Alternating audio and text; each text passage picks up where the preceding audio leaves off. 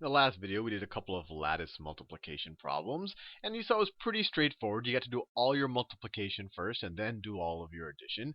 But let's try to understand why exactly it worked. It almost seemed like magic. And to see why it worked, I'm going to redo this problem up here, and then I'll also try to explain what we did in the longer problem. So when we multiplied 27, so you write your 2 and your 7 just like that, times 48.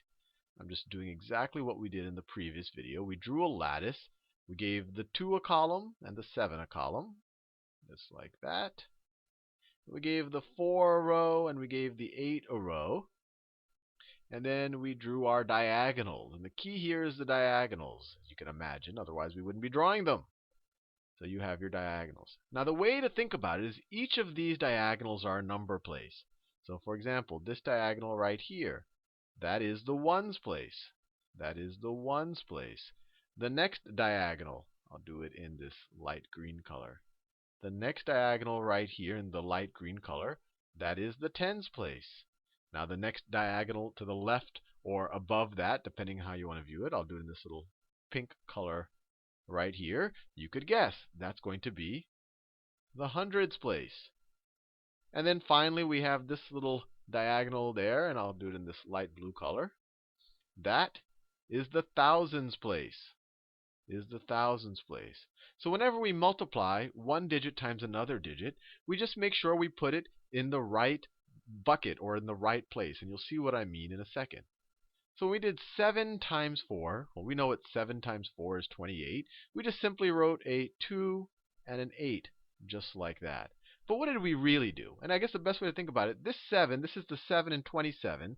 So it's just a regular 7, right? It's just a regular 7. But this 4, it's the 4 in 48. So it's not just a regular 4, it's really a 40, right? 48 can be rewritten as 40 plus 8. This 4 right here actually represents a 40. So right here, we're not really multiplying 7 times 4. We're actually multiplying 7 times 40. And 7 times 40 isn't just 28. It's 280. And 280, how can we think about that? We could say that's 2 hundreds plus 8 tens. And that's exactly what we wrote right here. Notice, this column, or sorry, this diagonal right here, I already told you it was the tens diagonal. And when we multiplied 7 times 40, we put the 8 right here in the tens diagonal. So that means 8 tens. 7 times 40 is 2 hundreds. We wrote a 2 in the hundreds diagonal, and 8 tens. That's what the 28 here is. We actually wrote 280. Let's keep going. When I multiply 2 times 4, you might say, oh, 2 times 4, that's 8. But what am I really doing? This is the 2 in 27. This is really a 20, and this is really a 40. So 20 times 40 is equal to, just 8 with 2 zeros, is equal to 800. And what did we do? We multiplied 2 times 4, and we said, oh, 2 times 4 is 8. We wrote a 0 and an 8, just like that. But notice where we wrote the 8. We wrote the 8 in the hundreds diagonal. Make this a different color. We wrote it in the hundreds diagonal. So we literally wrote, even though it looked like we multiplied 2 times 4 and saying it's 8, the way we accounted for it, we really did 20 times 40 is equal to 8 hundreds. Remember, this is the hundreds diagonal, this whole thing right there. Now we can keep going. When you multiply 7 times 8, remember, this is really 7. Well, this is the 7 in 27, so it's just a regular 7. This is the 8 in 48, so it's just a regular 8. 7 times 8 is 56. You write a 6 in the ones place. 56 is just 5 tens and 1 6. So it's 5 tens in the tens diagonal and 1 6, 56. And then when you multiply 2 times 8, notice that's not really just 2 times 8. I mean, we did write it's just 16 when we did the problem over here, but we're actually multiplying 20. This is a 20 times 8. 20 times 8 is equal to 160. Or you could say it's 100. Notice the 1 in the hundreds diagonal. and 6 tens. That's what 160 is. So what we did by doing this lattice multiplication is we accounted all of the digits, the right digits, in the right places. We put the 6 in the ones place. We put the 6, the 5, and the 8 in the tens place. We put the 1, the 8, and the 2 in the hundreds place. And we put nothing right now in the thousands place. Then, now that we're done with all the multiplication, we can actually do our adding up. And then you just keep adding, and if there's something that goes over to the next place, you just carry that number. So 6 in the ones place, well, that's just a 6.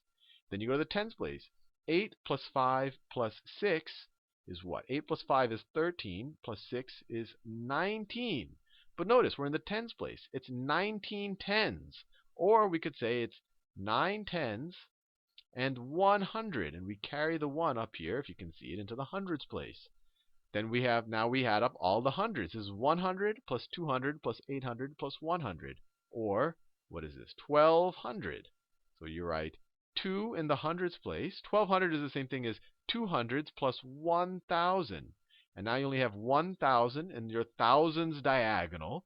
And so you write that 1 right there. And that's exactly how we did it. And the same reasoning applies to the more complex problem. We can label our places. This was the ones place right there. That was the ones. And it made sense. When we multiplied the 9 times the 7, those are just literally 9s and 7s. It's 63. 6 tens and 3 ones. This right here is the tens diagonal. Then we got 6 tens and 3 ones. When we multiplied 9 times 80, remember 787, that's the same thing as 7 hundreds, plus 8 tens, plus 7 just regular 7 ones. So this 9 times 8 is really 9 times 80.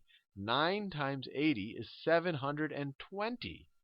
7 hundreds, this is the hundreds place, 7 hundreds and 20. 2 tens, just right there. And you could keep going. This up here, this is the thousands place. This is the 10,000s. I'll write it like that. This is the 100,000s place. 100,000s. And then this was the millions place. This was the millions place. So we did all of our multiplication at once, accounted for things in their proper place based on what those numbers really are. This entry right here, looks like we just multiplied 4 times 8 and got 32, but we actually were multiplying 400. This is a 400 times 80. And 400 times 80 is equal to 32 and 3 zeros is equal to 32,000.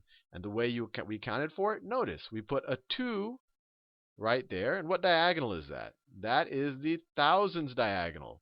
So we say it's 2,000 and 3 10,000s. So 3 10,000s and 2,000s, that's 32,000. So hopefully that gives you an understanding. I mean, it's fun to maybe do some lattice multiplication and get practice, but sometimes it looks like this bizarre, magical thing. But hopefully from this video you understand that all it is just a different way of keeping track of where the ones, tens, and hundreds place are, with the advantage that it's kind of nice and compartmentalized, doesn't take up a lot of space, and it allows you to do all your multiplication at once and then switch your brain into addition and carrying mode.